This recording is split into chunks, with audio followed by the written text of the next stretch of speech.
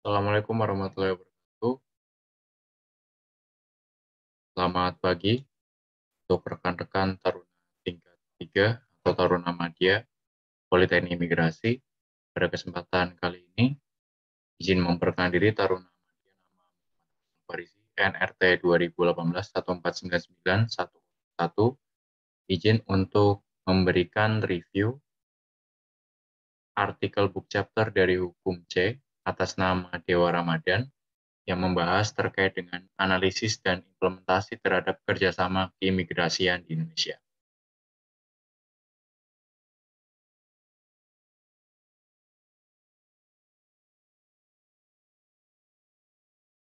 Berikut adalah outline pembahasan yang akan saya sampaikan. Yang pertama terdapat latar belakang, yang mana isi latar belakangnya membahas terkait dengan pengaruh era globalisasi dalam mendukung kerjasama internasional. Lalu yang kedua terdapat pembahasan yang pertama, yang membahas terkait dengan pengaruh politik luar negeri Indonesia dalam mencapai tujuan kerjasama. Dan yang terakhir terdapat pembahasan kedua dan kesimpulan yang membahas terkait dengan kerjasama keimigrasian dengan lembaga penegak hukum dan non-pemerintah. Masuk pada pendahuluan, yang mana dalam hal ini akan saya sampaikan sejauh mana pengaruh era globalisasi dalam mendukung kerjasama internasional. Tentunya setiap negara memiliki aturan dalam menentukan kebijakan dan undang-undang yang berlaku di negaranya sendiri, baik kebijakan maupun undang-undang yang mengatur urusan luar negeri, dalam hal ini adalah dunia internasional, maupun yang berlaku untuk internasional di sektor publik dan swasta. Dari segi keamanan negara, keimigrasian memegang peranan penting dalam menjaga pintu gerbang negara Indonesia, khususnya dalam pengendalian arus lalu lintas manusia berdasarkan kebijakan pemerintah. Dalam era globalisasi, seperti sekarang, tantangan hidup semakin tinggi, teknologi semakin maju, yang mana semakin tingginya teknologi, semakin besar kemungkinan kejahatan yang dapat terjadi. Lalu, peran dari kerjasama antar negara dalam bernegara, pemerintah juga melakukan terobosan dalam hal kerjasama, baik kerjasama antar instansi pemerintah maupun kerjasama negara dan negara lainnya. Imigrasi dalam hal ini adalah sebuah instansi pemerintah yang mencakup aspek yang sangat luas, seperti sumber daya manusia misalnya, dalam hal menjalankan tugas dan fungsinya. Imigrasi juga harus melakukan kerjasama keimigrasian, contoh upaya di mana dalam hal ini pemerintah melakukan kerjasama di bidang keimigrasian dengan negara lain, dan atau dengan badan atau organisasi internasional berdasarkan ketentuan peraturan perundang-undangan. Hal tersebut tercantum dalam Undang-Undang Nomor 6 tahun 2011 tentang keimigrasian yang terdapat di dalam pasal 6. Lalu kerjasama keimigrasian yang dimaksud adalah terwujudnya kerjasama keimigrasian yang didasari dengan beberapa dasar hukum, diantaranya adalah yang pertama, Undang-Undang Nomor 6 tahun 2011 tentang keimigrasian. Yang kedua, Peraturan Pemerintah Nomor 31 tahun 2012 tentang Peraturan Pelaksana Undang-Undang Nomor 6 tahun 2011 tentang keimigrasian. Yang ketiga, Peraturan Menteri Hukum dan Hak Asasi Manusia Nomor 29 tahun 2016 tentang organisasi dan tata kerja Kementerian Hukum dan Hak Asasi Manusia Republik Indonesia, sebagaimana telah diubah dengan Peraturan Menteri Hukum dan Hak Asasi Manusia Nomor 6 tahun 2016 tentang perubahan atas Peraturan Menteri Hukum dan Hak Asasi Manusia Nomor 29 tahun 2015 tentang organisasi dan tata kerja Kementerian Hukum dan Hak Asasi Manusia. Dan yang terakhir, Peraturan Menteri Hukum dan Hak Asasi Manusia Nomor 15 tahun 2016 tentang tata naskah dinas di lingkungan Kementerian Hukum dan Hak Asasi Manusia. Lalu bagaimana pentingnya kerjasama keimigrasian apabila ditinjau dari politik luar negeri Indonesia?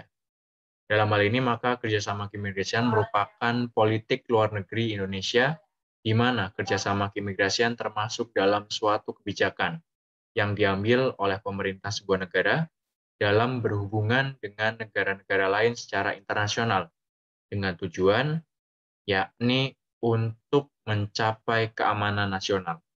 Maka dari itu, kerjasama keimigrasian dengan politik luar negeri Indonesia saling berkaitan.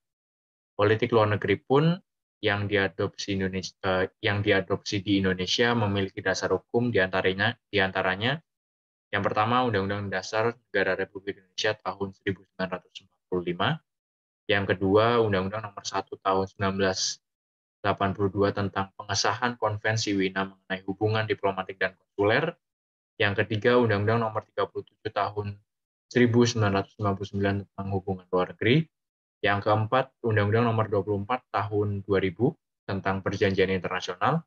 Yang kelima, Undang-Undang Nomor 25 Tahun 2004 tentang Sistem Perencanaan Pembangunan Nasional.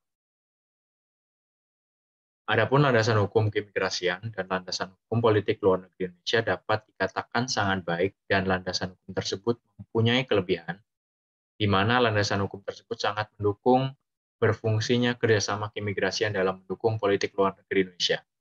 Selain itu, keunggulan berikutnya adalah landasan hukum berpedoman pada ideologi negara Indonesia, yaitu Pancasila.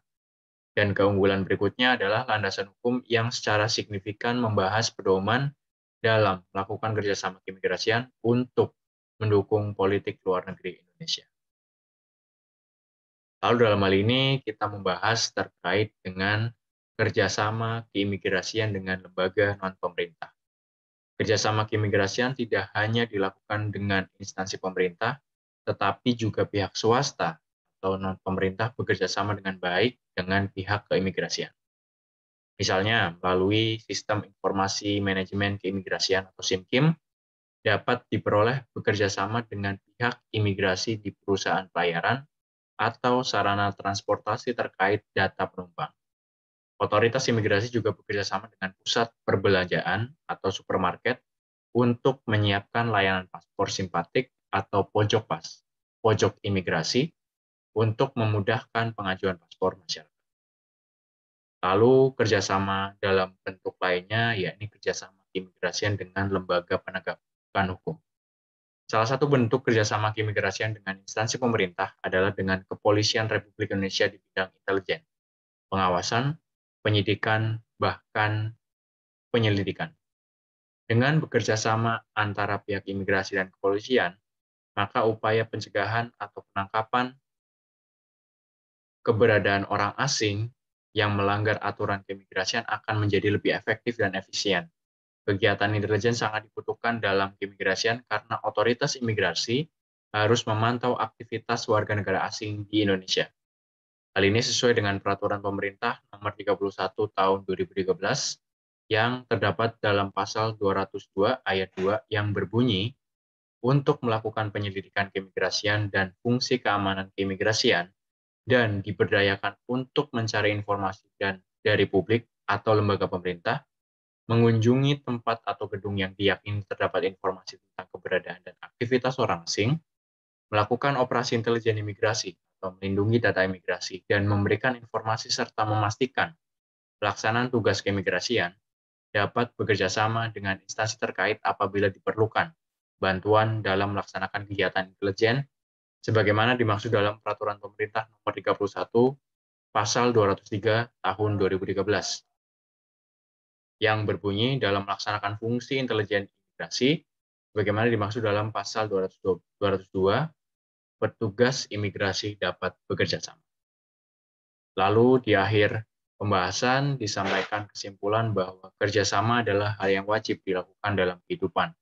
Baik untuk pribadi maupun untuk instansi, imigrasi sendiri sudah banyak melakukan kerjasama di bidang keimigrasian. Baik kerjasama antar direktorat di kementerian, kerjasama imigrasi dengan instansi lain, maupun kerjasama negara Indonesia dengan negara lain di bidang keimigrasian.